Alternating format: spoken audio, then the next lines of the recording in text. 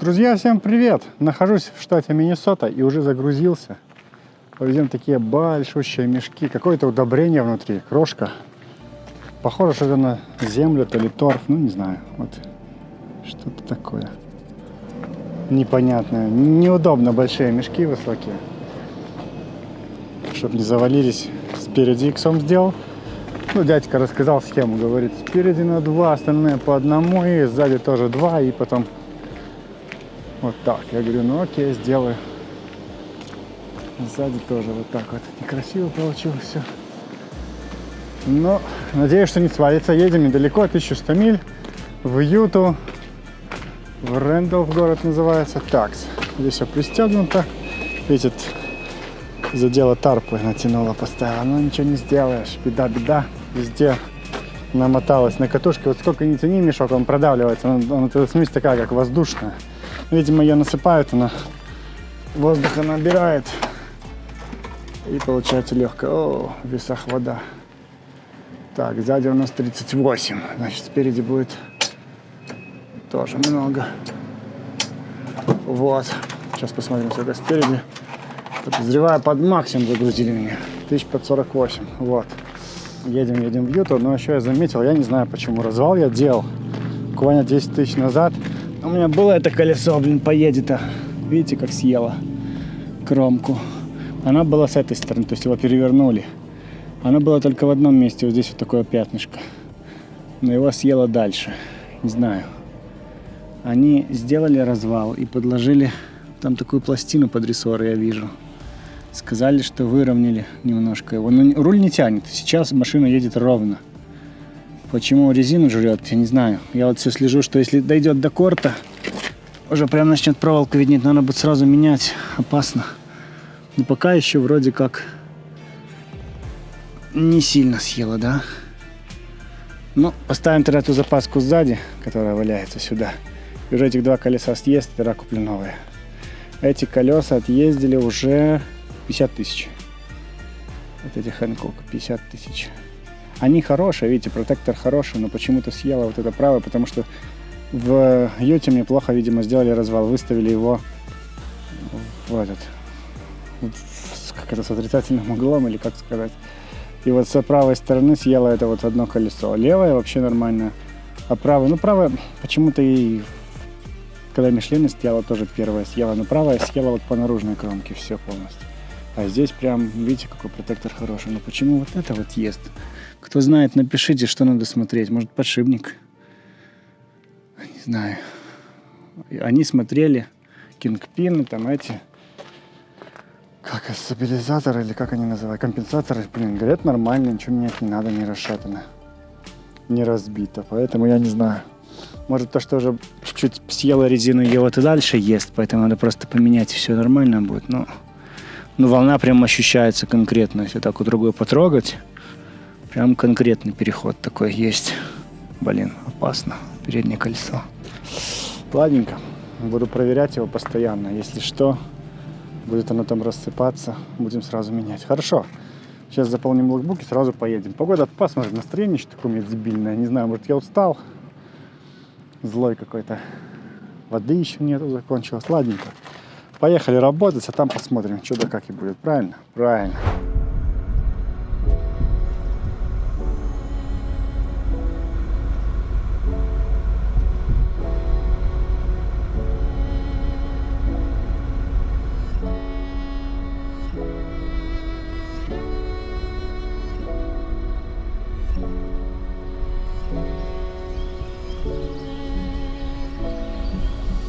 Заехал я на весы все-таки, чтобы ехать и не бояться, знаете, проверить, да вот и все. Там, где я стоял, эти подушки показывали 50, а здесь 44. Видите, как влияет поверхность. Ну, все нормально, все легально. До 40 назад могу взять, видите, 38,8. А спереди 26. Ну, будет, значит, толкать, на ямах будет выталкивать мне 12 тысяч разницы. То есть топливо можно заправить, вот заправлю еще половину баков, значит, до полных долью, ну 30 точно не будет, но будет до 1028. Но все равно разница большая, в 10 тысяч будет толкать меня. Так что вот так. Сейчас заправимся, это Северная Дакота. Сразу же, буквально там 7 миль от загрузки, Тут ремонт эстакады, пришлось объезжать по складам, но ничего, все нормально. Вот, проверил, теперь я буду знать, какой у меня вес, ничего бояться не надо, все нормально. Четенько едем дальше. Погода не поменялась, все тучи остались. Недавно проезжало интересное производство, где вот эти вот ветряки делают, лопасти. LM Wind System называется компания, здесь вот находится как раз в этих краях. Много-много лопастей стояло, прикольно. Они там искали людей на работу. На любой шифт, типа, на любую смену было написано, типа, ищем людей. Может, недавно открылось предприятие, не знаю. Так что вот так, все. Сейчас заправимся еще потом и в туалет схожу. Покушаю, что-нибудь такое сделаю. Ну что, заправился, полные баки, DEF, дизель, 126 галлонов топлива залил, 65 центов была скидка, 126 галлонов, получается $82 я сэкономил. Вот. Не скажу, что топливо было прям B0, было B6, ну что, куда деваться. Даже у них зимнее топливо было, не знаю, в колонке было, но выбрать можно было, дороже было. Это было 3,80, да, 3,80, а то было 4,20. Зимнее топливо, я думаю, уже не надо, уже тепло, все. Ну, видимо, у них осталась еще как опция ехать 17 часов. Сегодня вот доеду там 7, а завтра оставлю 10. Будем уже загружаться попозже. Поля. Здесь Северная Дакота, Южная Дакота. Это все сельскохозяйственная часть Америки. Здесь кукурузу, пшеницу выращивают. Вон, видите, там трактор едет с всякими поливачками. И это сажалки. Поэтому здесь очень много сельскохозяйственных всяких полей. Также коров много. В прошлом ролике я ехал там, где был ураган, грозовая туча. Вот видите, сколько мух потом налипало мне. Ужасно. Это жарко там, душно было, точнее, не жарко, а душно. Они повылетали и просто все стеклом не бомбардировали. Ну ничего, я с ними справился, вроде их отмыл, сколько смог, поэтому вот так. Вот как мне нравятся такие вот бесконечные зеленые поля, это просто балдеж. Красота. Бесконечное зеленое поле. И рапсовое красиво смотрится, желтенькое все. Ну вот, едем, поедем через Вайоминг наискосок, чтобы сократить путь. Этот навигатор показывает грузовой 1200 миль, а Google говорит, поедем 1100 миль. То есть 100 миль можно сэкономить, проехав вот так вот наискосок ИОСками, а не под 90 градусов, как ведет он. Я посмотрел, я там проеду, это обычные дороги. Время разница в полчаса. Из-за того, что там будешь проезжать через ЮСки, вот через городки, останавливаться, тормозить, не знаю, сэкономишь ты там на топливе, скажем, потому что постоянно газ-тормоз, чтобы машина разгонялась, топлива больше надо. Но на 100 миль меньше накрутим. Такое заманчивое предложение. Как вы думаете, стоит так ездить или стоит ездить просто под 90 градусов? Напишите в комментариях, как вы думаете об этом. Ну, а я буду продолжать ехать. Сегодня уже, наверное, ничего интересного мы не увидим, потому что это будет Северная Дакота, Южная Дакота, а завтра будет Вайоминг. Целый день Вайоминг и Юта. Ну, как-то так. Едем.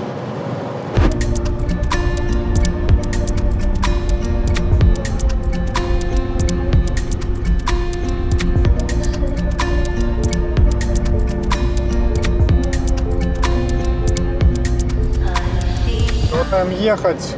Только что еду по ЮСке. Висит знак. Весовая, но ее как таковой нет, там даже здания нету. И флажок оранжевый прикреплен, и снизу табличка открыта, open. Я такой, ну окей, заезжаю. А там просто стоит пикап, два офицера. Не знаю, что они посмотрели, просто помахали мне рукой, типа езжай дальше, все нормально, едет. Все так делают, кто едет именно в сторону Южной Дакоты. Потому что я вот с Северной только что переехал в Южную. Ветер очень сильный, машину сносит влево, потому что ветер справа. И ехать тяжеловато.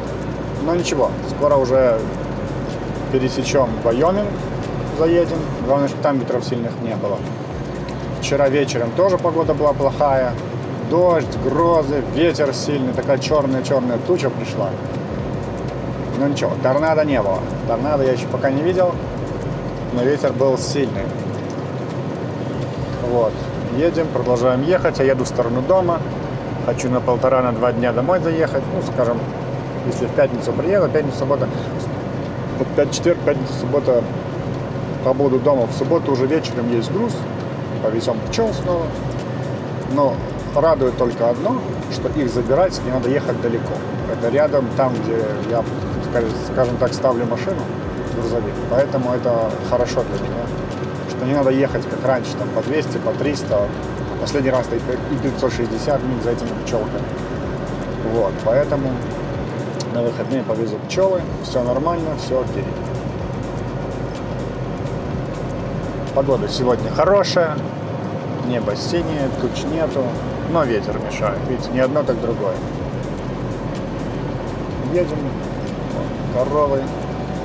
Здесь это еще, ну, я знаю, что точно в Вайоминге, в Монтане есть бизоны, но это, наверное, коровы. Да, это большой коров. Я все хочу бизонов заснять. И там, где они обитают, нет места, где остановиться всегда. Просто проезжаешь вдоль дороги, и там они ходят. Просто их в одно время очень сильно много истребили. Не на мясо, а ради шкур. Это там было в какие-то года. И сейчас бизоны под защитой. Ну, как и зубры, собственно, в Беларуси. Вот, бизонов на шерсть убивали. А теперь их выращивают в отдельных хозяйствах. На заправках продается вот это вот вяленое мясо, с колбаски какие-то там из бизона. Это такую экзотику можно купить. Это специальное хозяйство, их выращивают.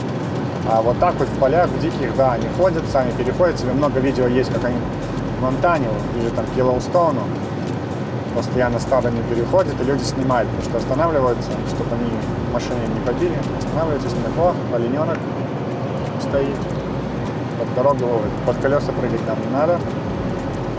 Это сегодня видел фотку, ребята скидывали на заправке.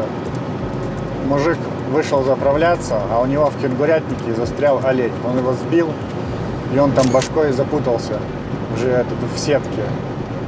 И он не знал, что он его сбил, пока не остановился не заправляться. Ужасно. Как он его так не заметил, я не знаю. На выходных снова были ураганы в Техасе между Форт-Ворсом и Далласом. Снова там куча всего поломала, перевернула, урона, ущерба нанесла. Люди, как всегда, страдают. Погода вообще меняется.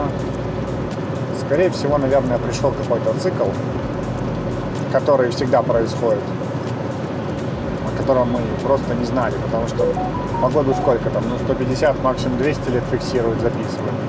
А что было там 1000 лет, 2-1,5, мало кто записывал.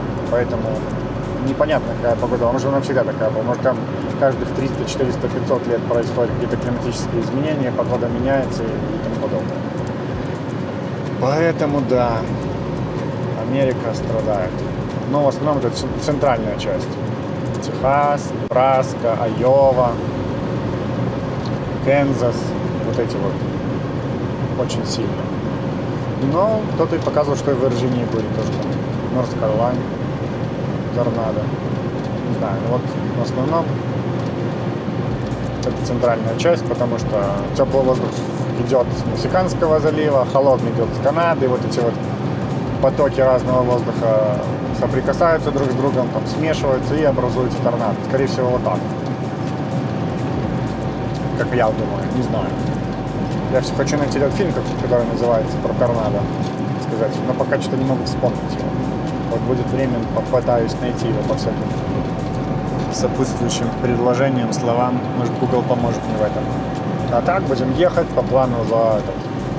Надо заправиться, еще будет в Вайоминге разок. Вчера я заправился, хорошая была цена, но топливо было немножко био. А в Вайоминге я смотрел, сегодня было 3,18. Тоже неплохо.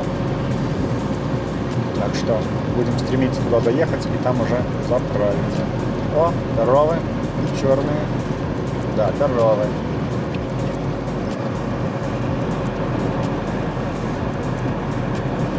Телята, как всегда. Вот так. Все, добренько, будем ехать. Видите, погода какая нормальная, но было бы еще круче, если не было ветра. Ветер есть, сносит, потому что он справа. Ну ничего, справимся, едем, скоро приедем. Вот они, бизончики.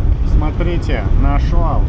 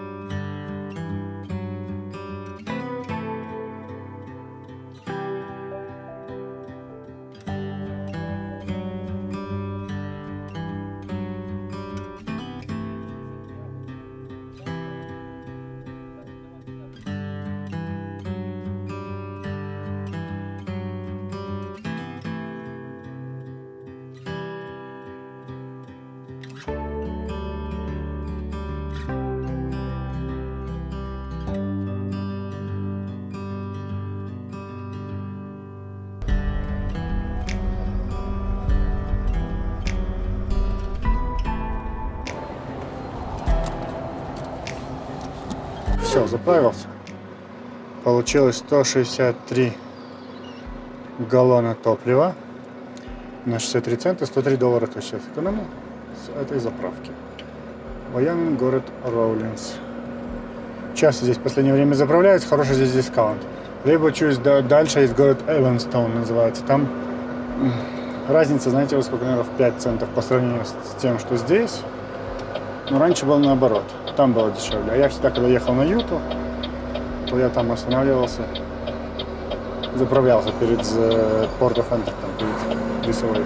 Стекло помыл, только видите, как разводы пошли. Сейчас немножко подправим, потому что я щеткой не вытирал.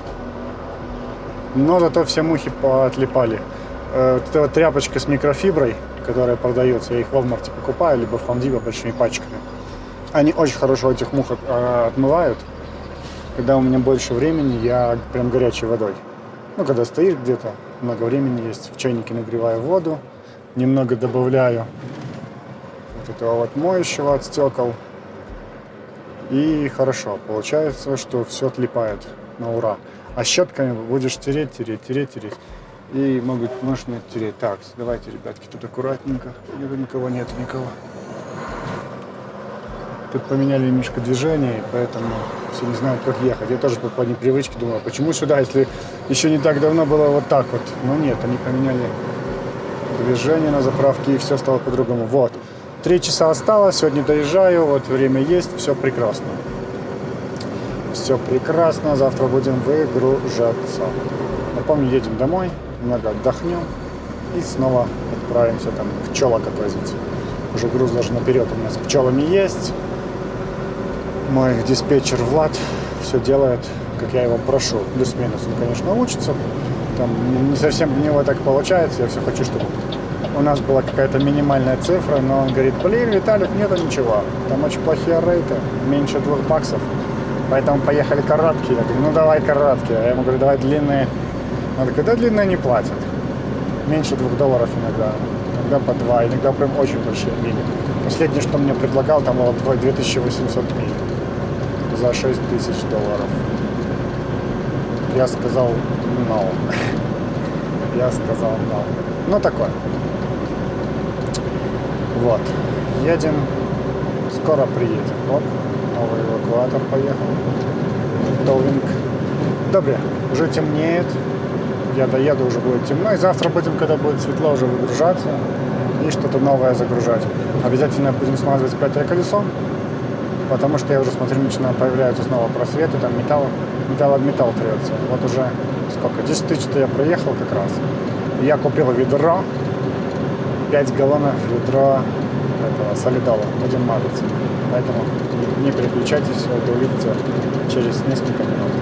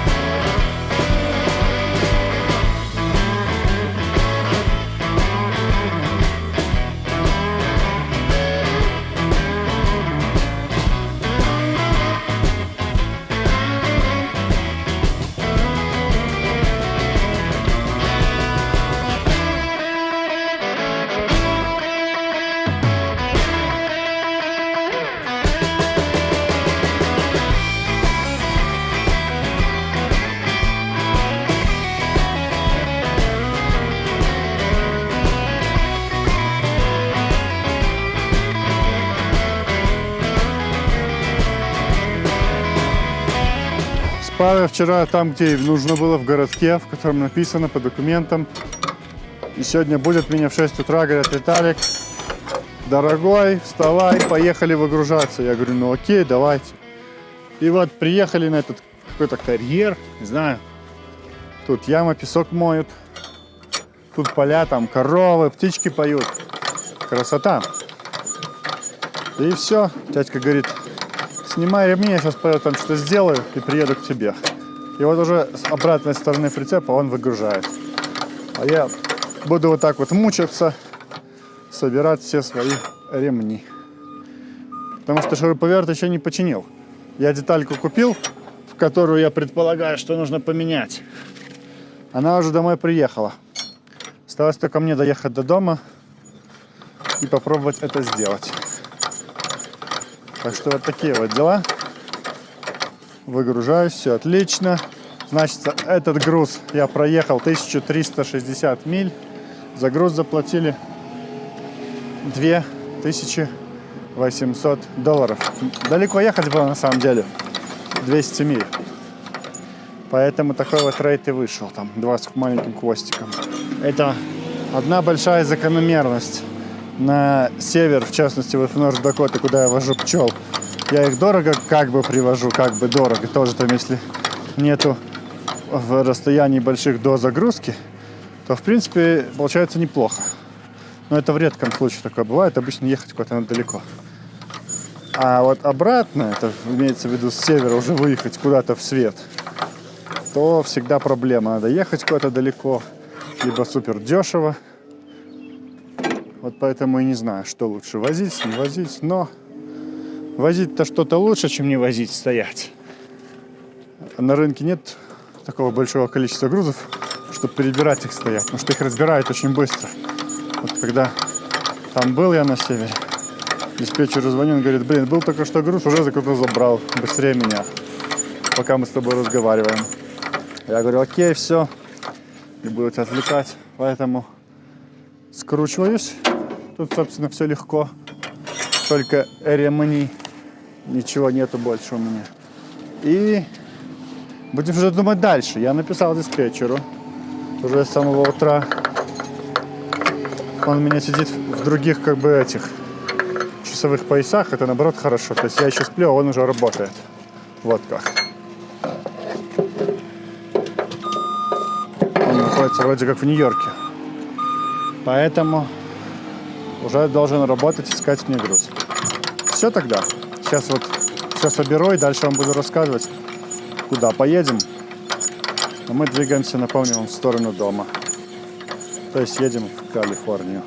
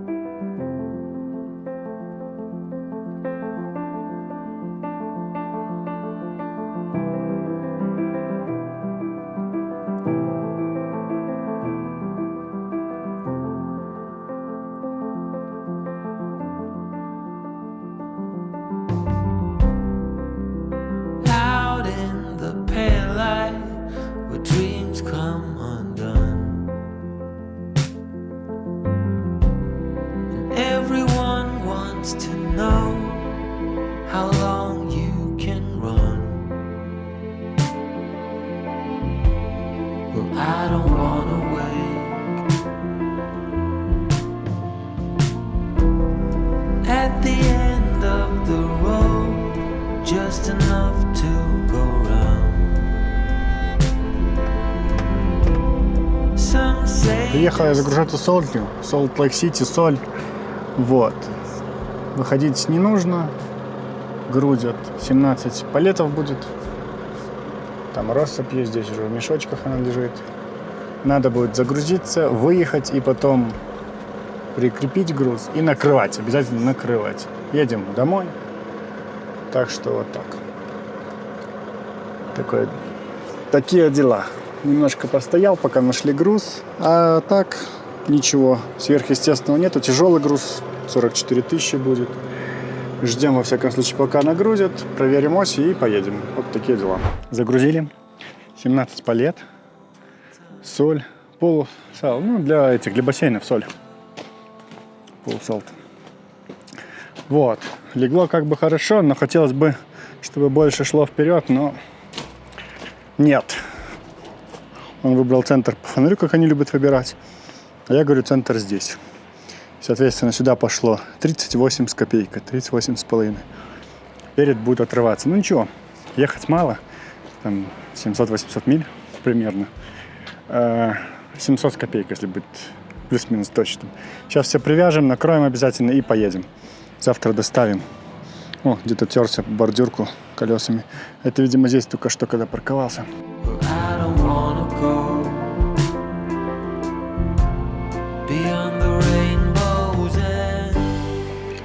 Час 20 и все готово. Не поленился спереди, иксом сделал. И с конца тоже иксом. Потому что, ну, как бы соль плотная, даже несмотря на то, что она хорошо прижимается, меньше утрясывается, но все равно, чтобы ни в какую сторону она не съехала, решил не полениться и сделать. Значит, что самое интересное, наравне с этим мужиком. Он загрузился, я только заезжал, то есть там минут 30 меня грузили, и вот он замотался, не знаю, поедет он, не поедет, готов, не готов, все. Значит, выезжаем, едем в Калифорнию, в город Редлендс, вот, Редлендс. И оттуда уже там на выходные домой, и дальше повезем пчел. Вот такой расклад у нас.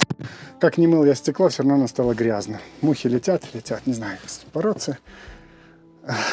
Устал уже.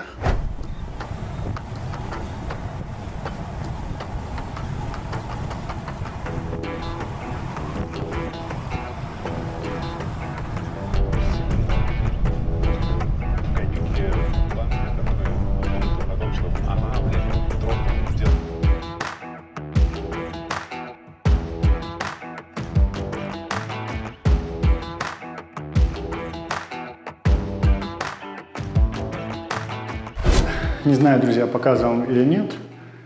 Огромная душевая. Это небольшой пайлот. Как ехать из Юты в Лас-Вегас по 15-й дороге. Место называется Мескьюта. У них такого дизайна нету на других пайлотах. Они немножко по-другому типовые сделаны. А здесь даже есть тропический душ. Душ работает. Вот. Большое помещение. Так что вот так. 2 больших полотенца. Мыло даже кусок вон дают. Поэтому вот классно.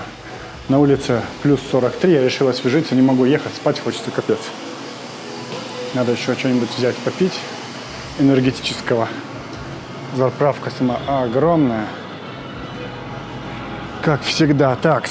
А я беру теперь другой энергос. Называется C4, как взрывчатка. Я помню, вам говорил. Только она не на всех заправках бывает. Так, здесь ее, по-видимому, нету, поэтому возьмем Цельсиус. Возьмем Цельсиус. Тоже неплохое. Сахара в нем нету. Всякие есть фруктовые они. Я люблю такие. Можно заказать на Амазоне. Дешевле будут. Дешевле будет по $2. Там надо сразу пачку брать, либо подписку делать. Ну, там бывает по-разному иногда. Вот, заправка как заправка. Вон даже какие-то тряпки продаются. О, видите, колончики. Здесь холодильника можно взять ледяное, но я не люблю. Вот. Всякие другие штуки. Там для машины, а здесь еда. Вот кассир. Добрый, рассчитаемся и поедем уже. Немножко, может, жара спала. Закат будет красивый, надеюсь. Стекло отмыл. Отмох, но разводы остаются. Не получается чисто отмыть. Надо по-другому пробовать. Ну все, сейчас уже скоро поедем дальше в дорогу.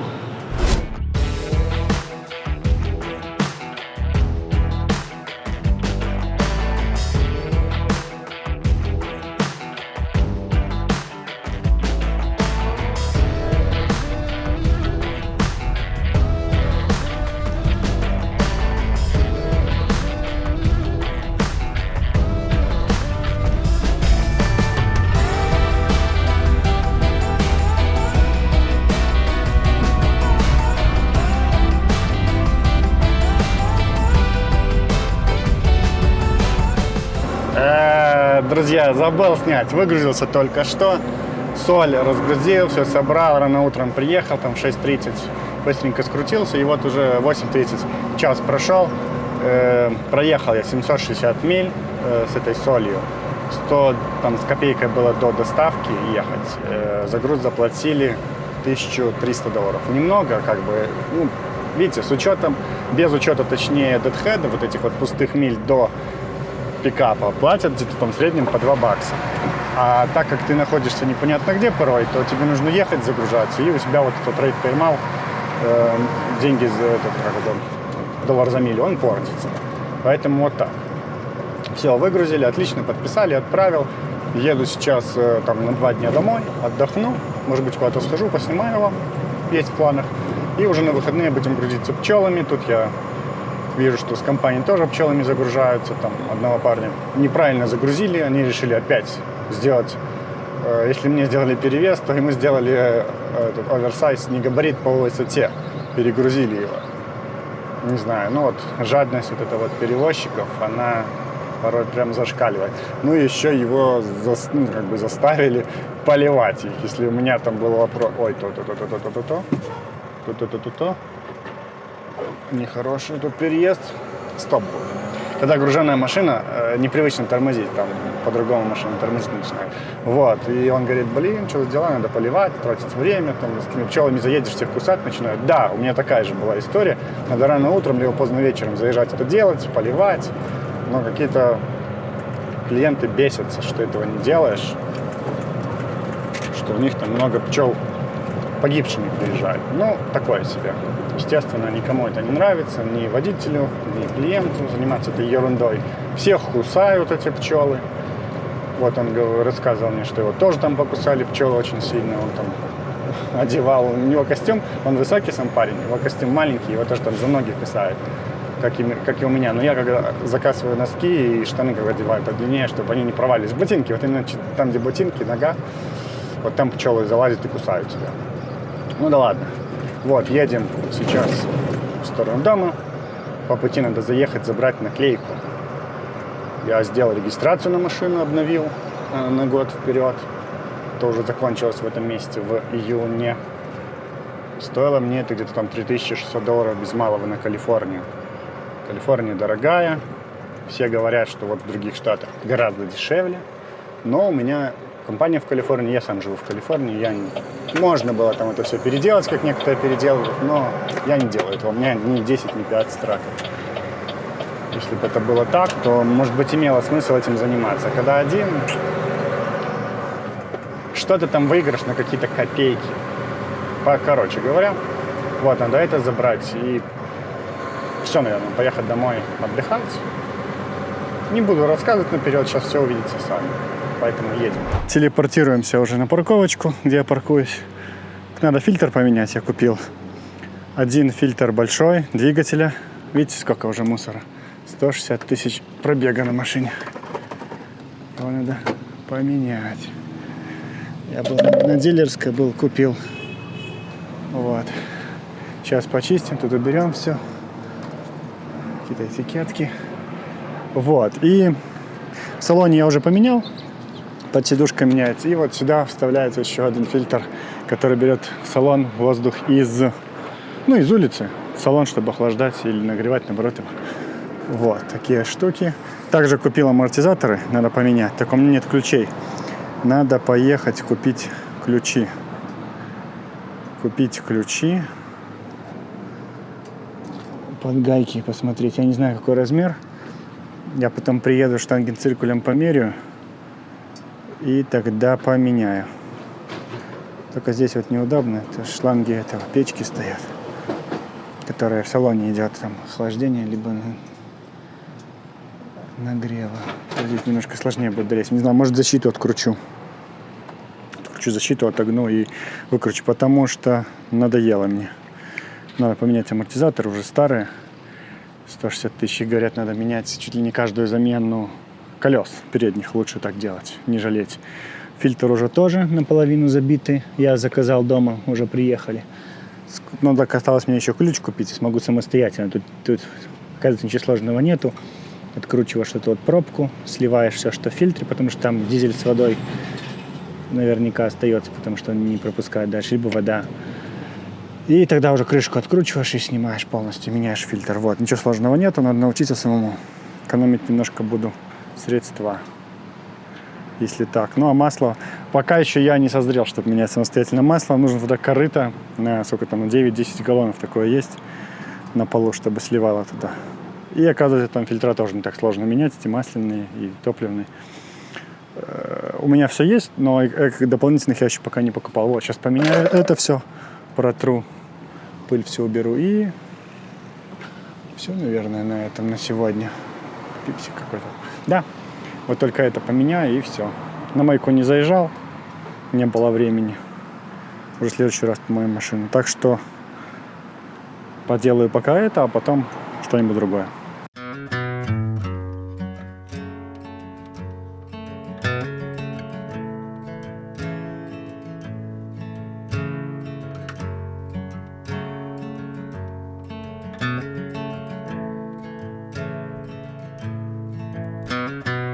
Друзья, как и обещал, отдыхаем. Санта-Моника пир. Многие могут знать его по игре GTA.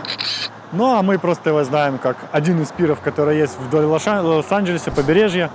Значит, еще из знаменитых зданий. Это вон такое серенькая кафешка.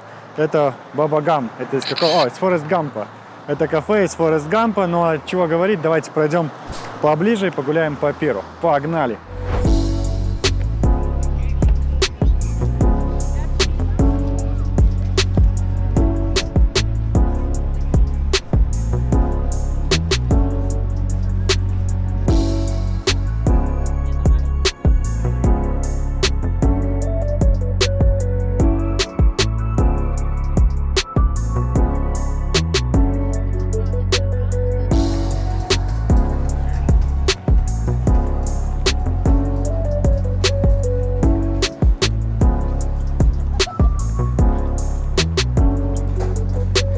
Вот мы и подобрались к Баба Гампу.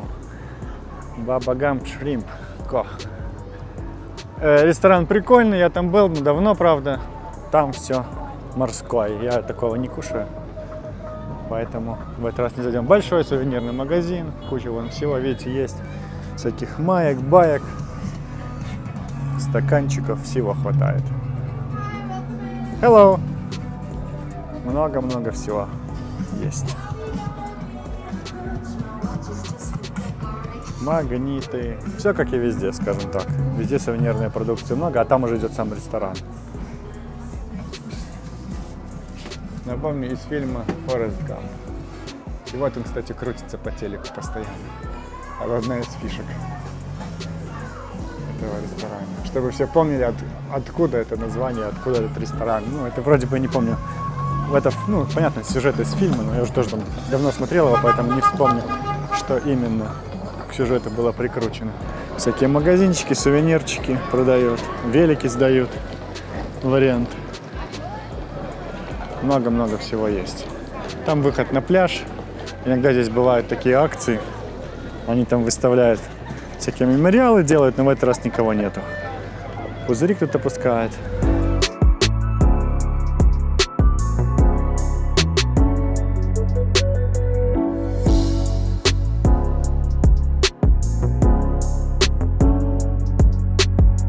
Океан красив всегда, в любое время. Ну, конечно, жалко, что солнца нету.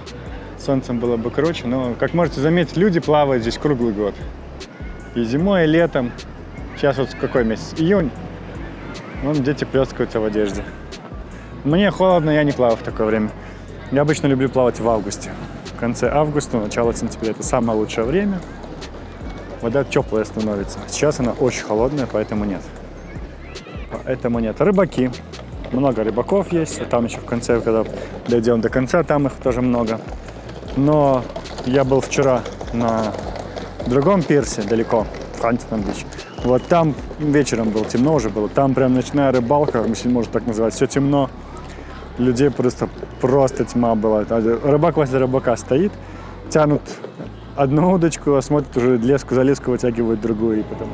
А здесь голограммы. Я вот сколько живу, постоянно вижу эти голограммы, даже 7 лет уже в Америке, то голограммы здесь, они не меняются на одном и том же месте.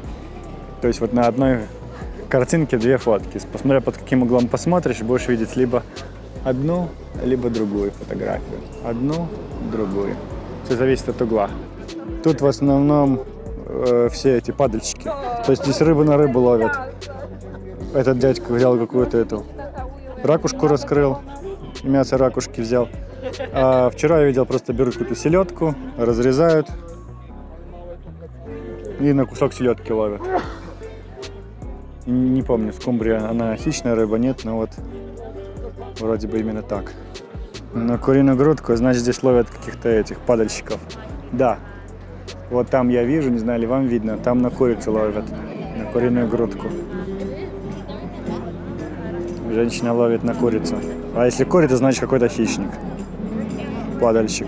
Ну, крабов вряд ли так вытянешь, на краболовку. Погода не поменялась. Такая дымка будет сегодня целый день, я так понимаю. Иногда бывает оно хорошо. Дым, а потом бах, и все хорошо. Солнце появляется, тучи расходятся, но не в этот раз. Вот там еще немножко есть. Камни торчат из воды. То есть здесь, по сути, не так уж и глубоко. Ну, относительно не глубоко. Но когда вот плаваешь, то утягивает очень быстро в воду. О, опять селедку поймали.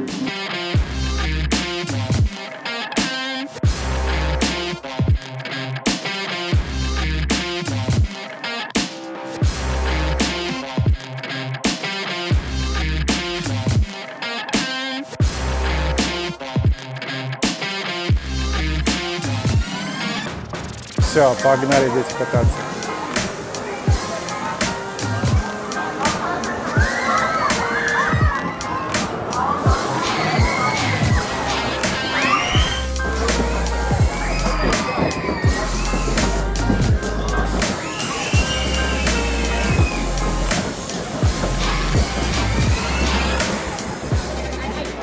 В общем и целом, именно такой вот парк есть на Санта-Монике-Пире.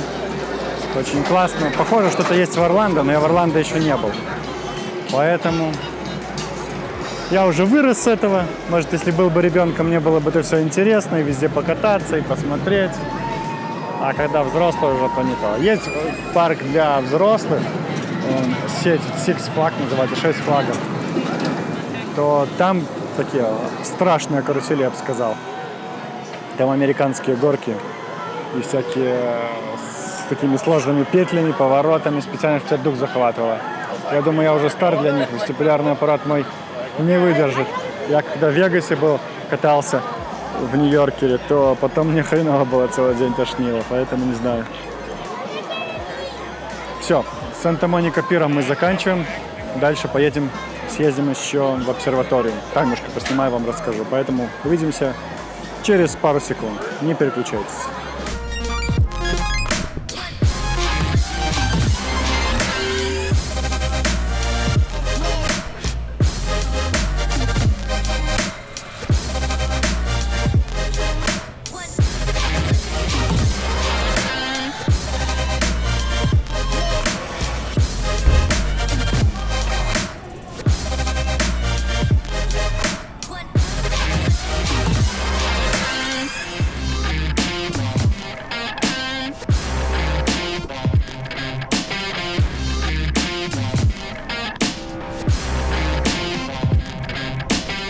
Вернулся на работу уже. На выходных немножко отдохнул. Съездил на океан, на один, на второй пирс. И надо ехать работать. Не снимал вчера, уже загрузился. Как и говорил, везем пчел снова. Почему не снимал вчера? Капец, какая несправедливость. Стырили топливо, я вам скажу. Слили достаточно очень много. Машина стояла не на парковке какой-то. Ну, я там уже несколько раз оставлял, все нормально было. Машина стояла просто... Так, пчелка, уходи. Ну, возле бордюра, недалеко у меня, возле дома. Там много траков из нашей компании оставляют машины, ребят. Ну, и поэтому они мне подсказали, говорят, вот, можешь здесь оставлять, как бы, все нормально. Да и район хороший, там Глендейл называется, городок. За Лос-Анджелесом, 5 миль буквально. Ничего не предвещало беды. А вот вчера, когда я загрузился пчелами, что-то подозрительно смотрю, маленький показывает пробег от того топлива, которое есть у меня. которые я смогу проехать. Ну там прям копейки, блин, пчел много уже летает. Очень мало, прям смешно. Там 300 миль. Я такой, ну не может быть. Я помню, что вот последний раз перед тем, как выгрузить груз в Калифорнии, я здесь же и заправлялся на этой заправке. То есть я полные баки залил, тогда 86 галлонов мне влезло до полных. И все нормально должно быть, много. А тут смотрю, нифига себе, ужас просто.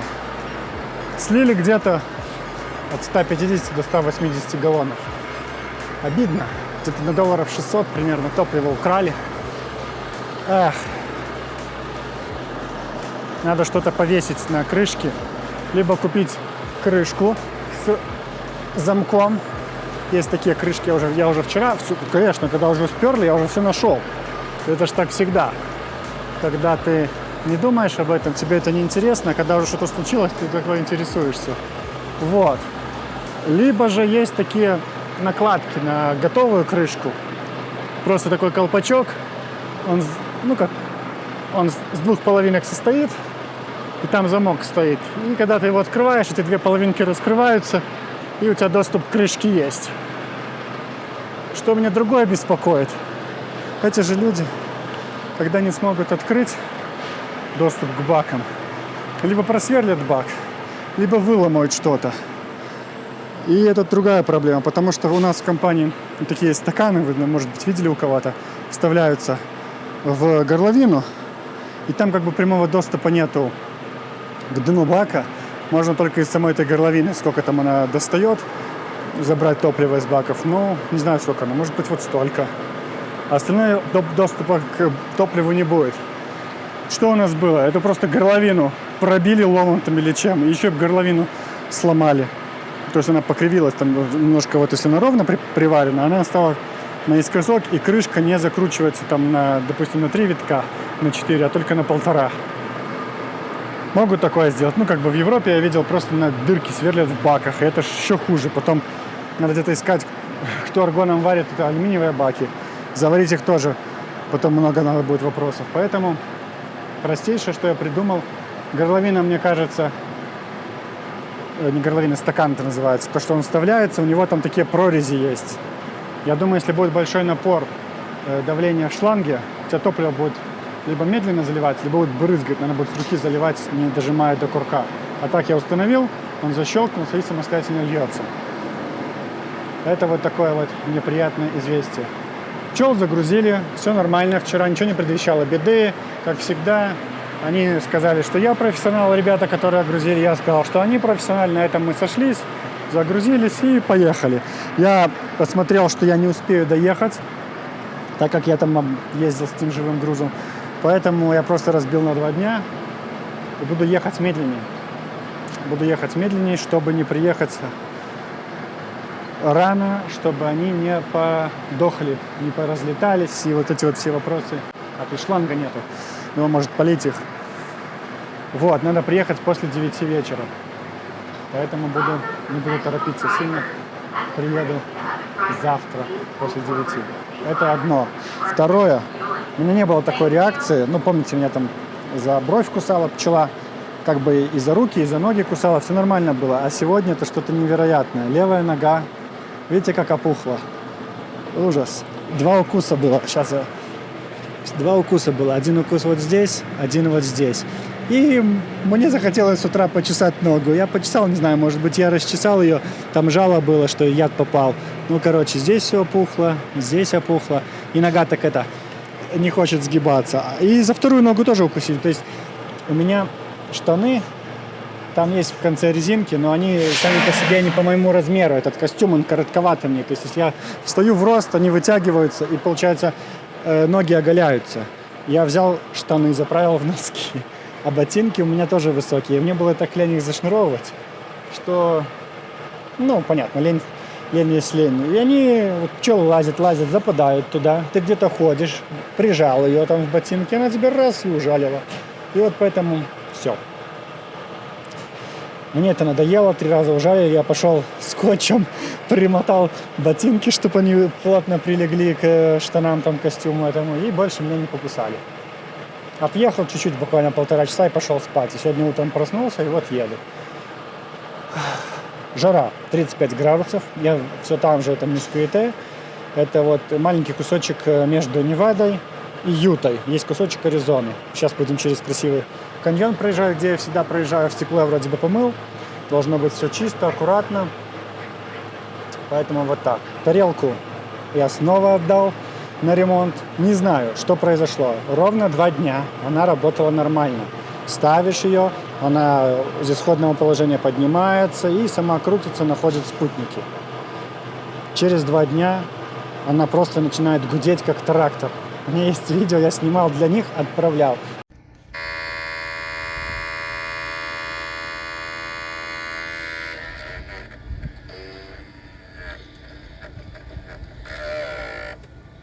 Для службы поддержки.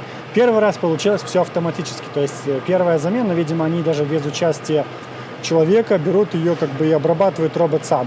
А вот когда уже последующий идет, потому что у них в политике возврата написано, что первое оборудование, которое вы покупаете, 12 месяцев гарантии.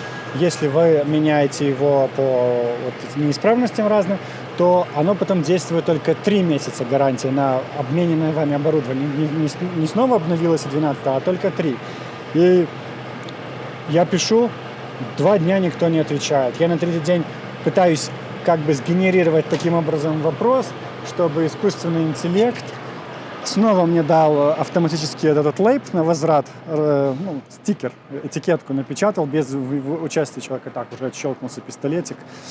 Но я чувствую еще много. Еще много доливать надо. Он когда почему-то, когда выстрелил левый бак, правый автоматически тоже выключился сам. Вот. Я пытался там, чтобы это снова произошло автоматически, оно не получалось. Я создал еще 2 темы. И из-за этого потом ответил человек мне и говорит, вот, я вижу у вас там с одной и той же проблемой несколько тем, давайте закроем, будем общаться здесь.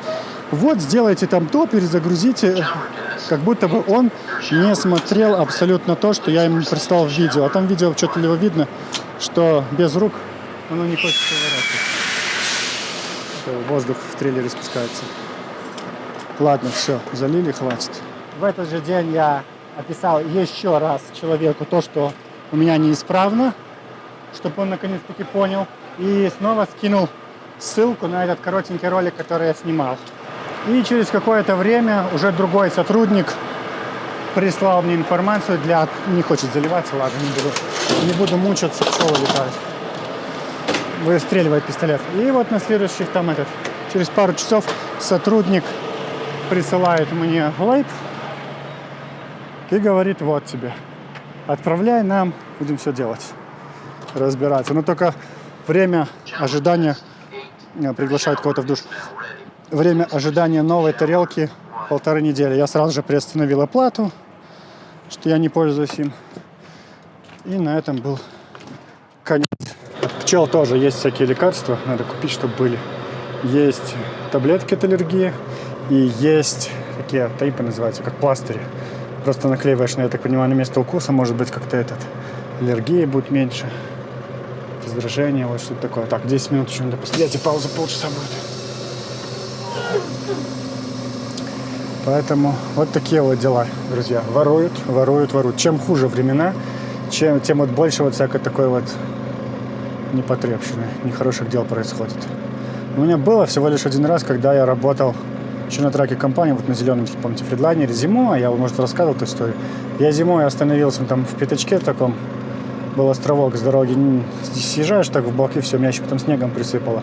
И тоже утром просыпаюсь, а там, смотрю, мокро, прям видно, что дизель. Я смотрю, слили. У меня там немного было, я ехал в Орегон заправляться, хорошо, что хоть 10 галлонов оставили. Я на лампочке доехал, и все окей было. Вот неприятно. А теперь вот своего трака много слили, честно, вот много, обидно, что здесь заправлялся, искал, цена, все. Ну да ладно, что сделаешь, бывает. Никуда не подеться. Мужик испугался. Я вижу, вот он парковался за мной и видел, что там пчелы летают, и стал за Амазоном, за трейлером. Ну не знаю, я не могу ничего поделать с этим, вот нет. Надо, чтобы он отъехал, я встану, подостаю еще, подожду паузу. Поедем дальше. Ехать еще много, 18 часов, 19 даже, как 18. Я специально еду меньше, 65, чтобы разбить на 2 дня, потому что я же повторюсь, не могу приехать днем раньше, чем солнце будет садиться, потому что это будет катастрофа, я уже знаю все истории. Поэтому расход, вот видите, 8,1. Я уже сколько отъехал? 300, наверное, 328 миль практически, видите. 41 галлон топлива, 8,1 расход. Отлично. Сейчас и не холодно, и не жарко ночью, поэтому я сплю с заглушенной машиной полностью. Вообще. Двигатель не работает, классно, не барабанит ничего. Ну, как-то так пока везет. Еще это вот первая неделя июня. Еще погода такая умеренная. Но вот здесь вот в Калифорнии, в Аризоне уже, в Неваде, прям днем до 40, до 42 доходит. Прям ужасно, жарко. И это тоже парадокс. То ты ездишь, плачешь, что тебе холодно, там дождь, снег, ветер. А тут уже тепло стало, и ты снова ноешь. Ну, человек такое существо, все не нравится. И это не то, это не так. Ну, конечно, когда супер жарко, тоже плохо, когда супер холодно, тоже нехорошо. Вот умеренно, 20-25 самое классное. Но нет, такое не всегда будет. Окей, сейчас, не знаю, что-то вот он задерживает меня и колонку. Вот буквально достаю еще 8 минут, доделаю дело, поедем в каньон, будем в каньоне снимать. Там очень красиво, как всегда. Мне он нравится. И вы посмотрите, тоже порадуйтесь красоте природы. Поэтому увидимся уже в каньоне. Пока.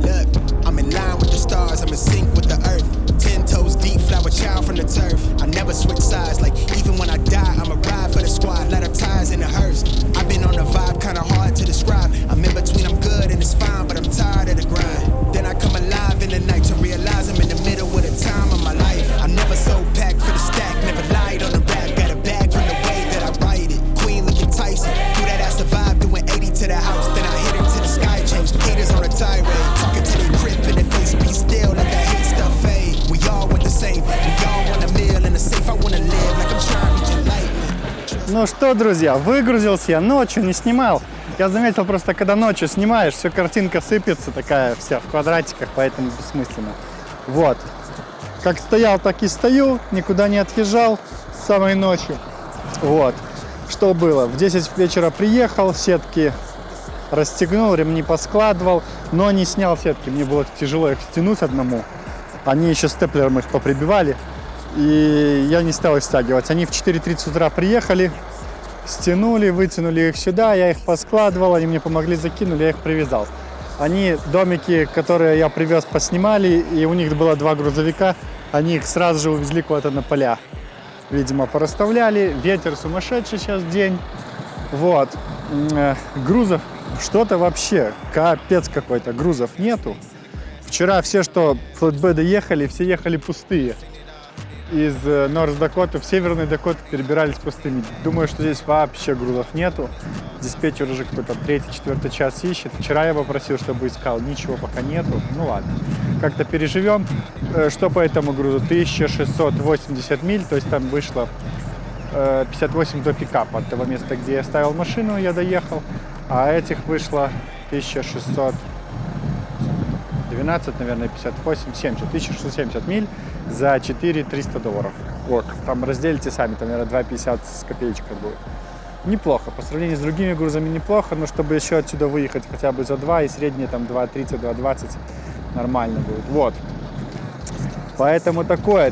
Там можете видеть, какое болото. Я вчера чуть не застрял. Вот прям чуть не застрял. У меня колеса, прицеп в одну сторону, грузовик в другую, начинает расползаться. Был дождь, подмыло грунт, а прошлой зимой я у них там вообще буксовал, потому что не посыпано гравием у них, тут просто песок какой-то утрамбованный, и все на этом. Тяжело ездить, колеса на руле просто в одну сторону выкручиваются, машина едет как-то юзом, ну, стрёмно. А еще я сбил вчера оленя. Сбил оленя, было 3 олененка на дороге. Я еду, сигналю, выезжаю на центр уже дороги, посередине разметки разделяющей. И один, который был слева, прыгнул влево, вправо, а посерединке не вправо метнулся, а влево. И вот, собственно, его ошметки. Вот, видите? Ну, и это, наверное, обкакался по дороге. Или с морды у него выпала еда, не знаю. Вот, видите? Машина не пострадала. Пострадал бедный олененок, поэтому вот так. Колеса все в песке. Знаете, воняет здесь как будто рыбой. Вот просто запах рыбы, но это пчелы. Немножко больше в этот раз мертвых получилось. Вот видите, сколько посыпалось. Не знаю, почему был дождь. Когда я ехал с первого дня на второй, прям ливень такой, хороший ливень был. Не знаю почему. Без понятия. В прошлый раз было вообще мало мертвых. Как-то они пережили лучше. Может быть, их там подготовили получше. Ну вот, можете заметить, вот эти вот кучи все черные, это тоже все мертвые пчелы. Ну и запах только, повторюсь, как рыба. Рыбный запах. Вот это мои. А вот тут между колесами сколько болота. Ой, пчела врезалась в голову. Пчела, вот сколько болота позастревало, и как я буксовал, ехал. И там, везде.